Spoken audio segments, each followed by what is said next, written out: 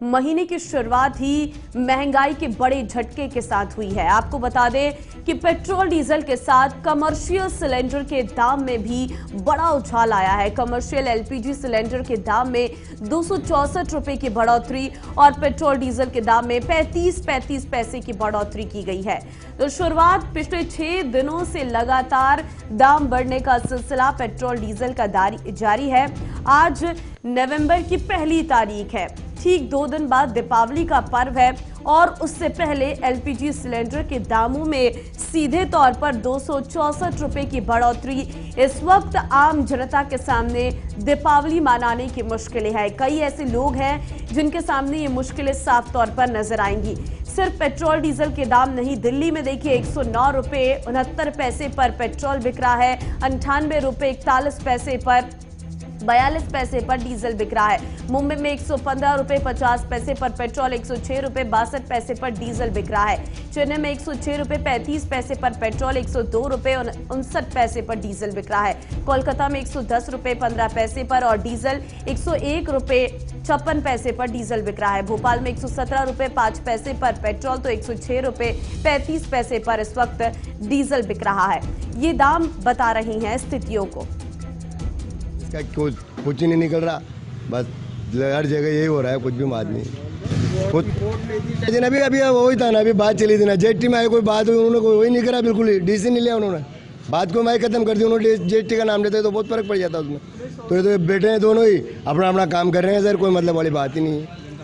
जनता को कोई पता है, कोई करता है, अब उनसे पूछो कि उनका क्या हो रहा है, जिनके 2-3 गाड़ी हमारे हम तो पूछो कि क्या हो रहा है हमारा। अभी पेट्रोल में उधार बनाना पड़ेगा सर, इतनी बड़ी गाड़ी ये हाल हो रहा है हमारा सर।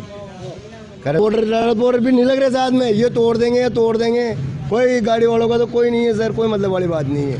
हकीकत बात तो ये है, हुई महंगाई को तो कम करना चाहिए इनको, है ना, और इनको कंट्रोल करना चाहिए। पेट्रोल का भाव देखो कहाँ चला गया, समझ में नहीं आया। गवर्नमेंट फेल हो गई है तो कुल मिला के। कौन सी गवर्नमेंट? सेंट्रल गवर्नमेंट की तो डायरेक्शन में चल रहा सारा, केंद्र सरकार मोदी सरकार भी होगी और सब फेल होगी है, तो कोई कंट्रोल नहीं रहा इनसे कुछ भी। प्रभाव पड़ रहा है, जो और ज़रूरत की चीज़ थी उनमें खर्च ना करके पेट्रोल में ही खर्च करना पड़ रहा है। और अब तो ये नौबत आ गई है कि आम आदमी ये सोचने लग गया है कि भाई गाड़ी की जगह कोई और ही साधन उपयोग में लिया जाए या क्या करें। ना चाहते हैं कि क्या नाम से इसको रेट को पूरा कम करे, जिससे हमारी सारी व्यवस्थाएं सुदृढ़ हो और गाड़ी पटरी पे आए। पूरी जनता परेशान है, पेट्रोल डीजल गैस सिलेंडर, और आप लोग राशन से ले लो, खाने का तेल देख लो क्या रेट जा रहा है। मतलब मजदूर वर्ग से लेके हर वर्ग परेशान है इससे, मीडियम वर्ग तक। कम होना चाहिए वापस, पहले जैसा माहौल हो जाए। सभी परेशान हैं। पेट्रोल डीजल रोज बढ़ रहे हैं, हम विद्यार्थी, हम कहाँ से पैसा देंगे। और बस का बजट भी इतना नहीं आता, पेट्रोल में आधा खर्च हो जाता है, घर की व्यवस्थाएं बिगड़ रही है, खर्चा चलता है। 112 111 रुपये डीजल हो गया, डीजल पेट भरना ही भारी पड़ रहा है। मतलब साँचे हो जाते कि इसे 5000 रुपये लेते तो नहीं चुकते हैं सर। ये क्या कर लेंगे, क्या कर रहे हैं, कर तो रहे ना, जनता कुछ भी नहीं कर रही, जनता भी चुपचाप रह रही है, बैठी है। हमारे तो गाड़ी 5-5 चीज़ यहाँ के उनके डीजल उड़ते हैं, यहाँ से भराते हैं। मैं हमारा क्या हाल हो रहा है, क्या कह रहे हैं, किससे कहें, कोई सुनने वाला ही नहीं है, कोई सुनता है। इतना भरा लेते हैं डीजल, को पता नहीं लगता कि 112 113 रुपये डीजल हो रहा है, कितना फ़र्क पड़ रहा है। पेट्रोल आसमान छू रहा है, ये बात है सर, और क्या है इसका कुछ। तो आम जनता परेशान है। इस वक्त संवाददाता प्रणय शर्मा भी मेरे साथ जुड़ चुके हैं। प्रणय, सिर्फ पेट्रोल डीजल नहीं, अब कमर्शियल सिलेंडर के दाम में भी इजाफा हुआ है, वो भी ऐसे समय में जब दिवाली 2 दिन बाद है।